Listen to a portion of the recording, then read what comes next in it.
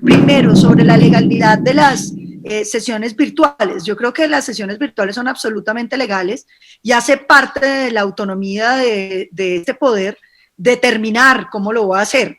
Yo no creo que este ejercicio, el ejercicio legislativo, que es enteramente de los legisladores, tenga que estar pendiente de la opinión ni del Ejecutivo ni tampoco del Judicial, porque precisamente las reglas sobre el comportamiento de cada uno de los poderes que son independientes y que para garantizar su independencia no deben tener intromisión de las decisiones que se toman. Yo coincido en que era importante que se delegara el artículo constitucional precisamente porque el Congreso de la República no necesita que el presidente de la República lo faculte para actuar de manera autónoma, pero tampoco estoy de acuerdo con que la Corte sea la que vaya a determinar las reglas de ejercicio del Congreso de la República. La independencia de los poderes es muy importante y no porque los otros poderes estén políticamente alineados con las convicciones de uno puede dar lugar a que la independencia del Congreso de la República quede en entredicho. Lo segundo, sobre el tema de la renta básica. Yo creo que esa es una idea muy bonita, pero que no representa la realidad económica de nuestro país. Los estudios lo que muestran, incluso los estudios de Fedesarrollo así lo están señalando, que las inversiones de recuperación tienen que estar tendientes a la multiplicación del dinero. Y para que la gente entienda esto es dónde usted invierte más, dónde al invertir la plata usted tiene un mayor efecto sobre la economía. Y lo que es claro, como lo demostró la superación de la crisis del 29 en los Estados Unidos y posteriormente en el mundo, y lo que Fedesarrollo está mostrando para los escenarios colombianos, es que el sector de las obras de infraestructura es el más importante, porque cada peso que usted invierte se convierte en 1.6, es el mayor reproductor, digamos, del capital que usted pudiera tener. Entonces yo creo que aquí lo que es muy interesante de estos debates es la determinación en torno a eso. Yo creo que Colombia va a tener que hacer un gran esfuerzo de contraer el gasto estatal para dedicar ese gasto precisamente al trabajo de infraestructura de este país. Qué bueno que pospandemia construyéramos las vías terciarias que le hacen falta a este país y que lo hiciéramos contratando las juntas de acción comunal para que esos comunales pudieran tener los recursos para llevar la obra pública en precios económicos, pero con beneficios sociales gigantescos, como se hizo antaño en nuestro país. Qué bueno que lográramos, por ejemplo, construir y mejorar todas las viviendas del campo colombiano, que realmente lanzáramos una enorme programa para la reconstrucción de la vivienda campesina del país tan abandonada y tan olvidada.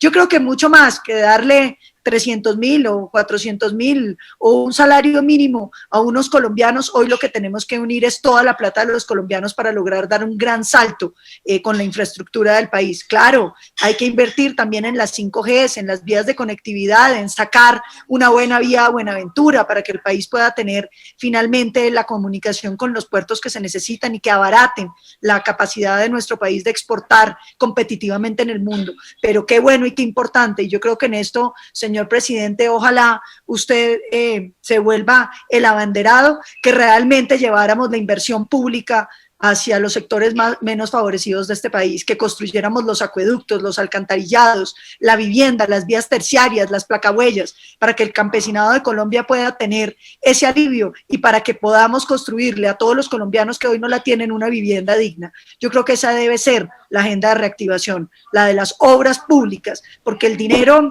que se vuelve renta individual, pues puede alivianar la situación de unos colombianos, pero no los va a sacar de la pobreza. La realidad es que las obras públicas pueden probarse como la herramienta más eficaz para reactivar la economía y para superar la pobreza que hoy va a quedar muy grande, porque Colombia pudo haber perdido, según las estimaciones, lo que en trabajo social hemos hecho en los últimos 20 años. Yo creo que ojalá logremos unos acuerdos significativos que le permitan a este país avanzar, y yo creo que no es la renta básica mensual, que finalmente hoy la tienen miles de colombianos a través del ingreso solidario, a través de las familias en acción, a través del adulto mayor.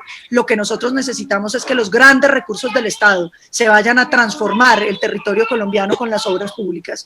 Esa será la propuesta que defenderemos y que consideramos apenas necesaria para la reactivación de Colombia.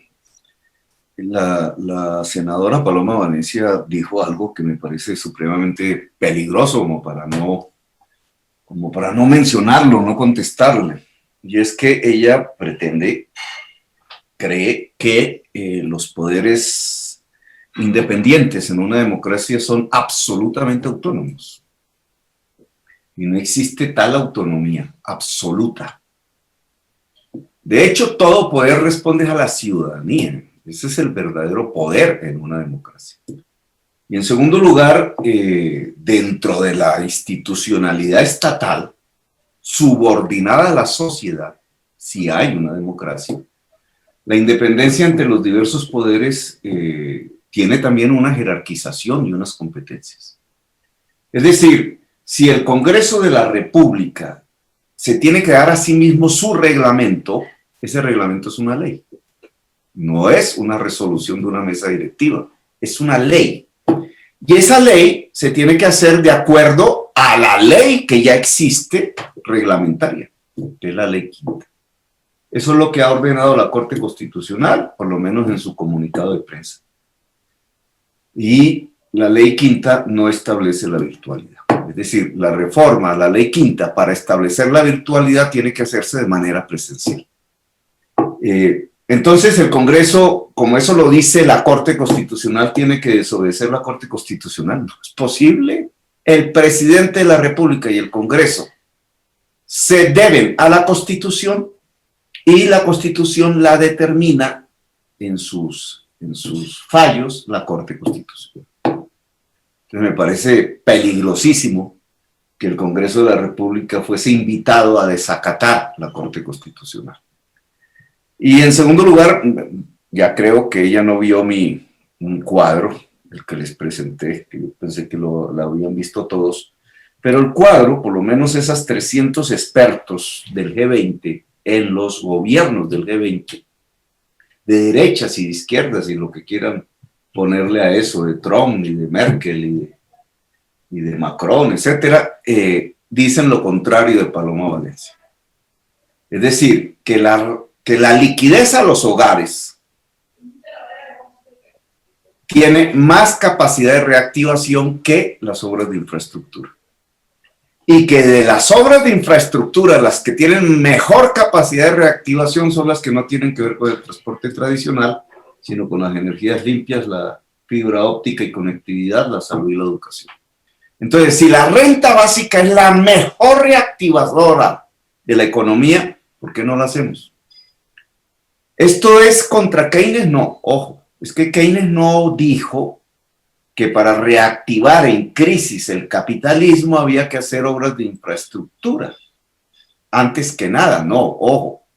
Dijo, antes que nada, tiene que haber una reactivación de la demanda efectiva. La demanda efectiva es la capacidad de pago de las personas. Eso es lo que reactiva. ¿Por qué? Porque cuando una familia va a hacer compras en el mercado, eso que compra tiene puestos de trabajo detrás. Llámese yuca, llámese maíz, llámese camisa, llámese un televisor. Y esa es la gran, porque eso provoca un multiplicador, decía Keynes. Por eso estos expertos, que quise presentar aquí el resultado de la encuesta hecha por Stiglitz y de la Universidad de Oxford, catalogan que es el apoyo de liquidez, es decir, en dinero a las familias, lo que genera el mejor reactivador económico, porque está aumentando la demanda efectiva y por tanto la reproducción de creación de centenares de miles y millones de puestos de trabajo hacia atrás, lo cual una obra de infraestructura sola no puede hacer. ¿Qué significa esto en consecuencia? Si esos señores y señoras que entrevistó Stiglitz del G20 tienen la razón y no Paloma, la prioridad hoy incluso para la pandemia y para la pospandemia es que Colombia tenga una renta básica en sus hogares. Eso es lo que va a reactivar la economía, que ya lo está haciendo el gobierno, son mentiras. Tanto el gobierno nacional como el distrital de Bogotá hablan ahora de que están implementando la renta básica. No, el principio de la renta básica es la universalidad. Es decir, no es para un grupito de personas, cualquiera que sea el porcentaje, es para la totalidad de un universo. La universalidad es un ingreso por derecho. En segundo lugar, debe ser lo suficientemente importante como para que se reactive la demanda y reactive entonces la economía. Entonces, quería dejar este planteamiento porque creo que el cuadro no se entendió bien. Entonces, eso dicen ellos, obviamente, pueden ser contrastadas las propuestas, pero lo que nos están diciendo desde la experiencia mundial es que una renta mínima básica es un reactivador muchísimo mejor que cualquier obra de infraestructura en particular que se pueda hacer. Decía que yo lamento mucho que los debates políticos terminen siendo tratar de decir lo que nadie dijo. Por supuesto que aquí nadie ha abogado por poderes absolutos. De hecho, senador Petro, yo discrepo mucho de su opinión de que la voluntad mayoritaria y la voluntad del pueblo no tampoco tenga límites. Los estados de derecho hasta eso tienen límites. Precisamente por eso surgen las competencias para que, por ejemplo, los derechos de las minorías no puedan ser atropellados por las mayorías. Y, por ejemplo, en temas democráticos que usted pretende ser bandera, entonces no entiendo por qué no defendió la tercera reelección del presidente Uribe, que era lo que finalmente la mayoría de los colombianos estaban pidiendo y querían, como lo demostraron en las urnas, eligiendo al entonces presidente Juan Manuel Santos, que se postuló como su sucesor. Y por el contrario, han buscado bloquear la manera de participación del presidente Uribe, ya no con atentados ni con barreras legales, sino ahora con difamación, en la que usted participa activamente y de manera permanente ante uno de los líderes más importantes de este país, que a diferencia suya ha sido 2 veces presidente de este país y cuenta con todo el respaldo de los colombianos.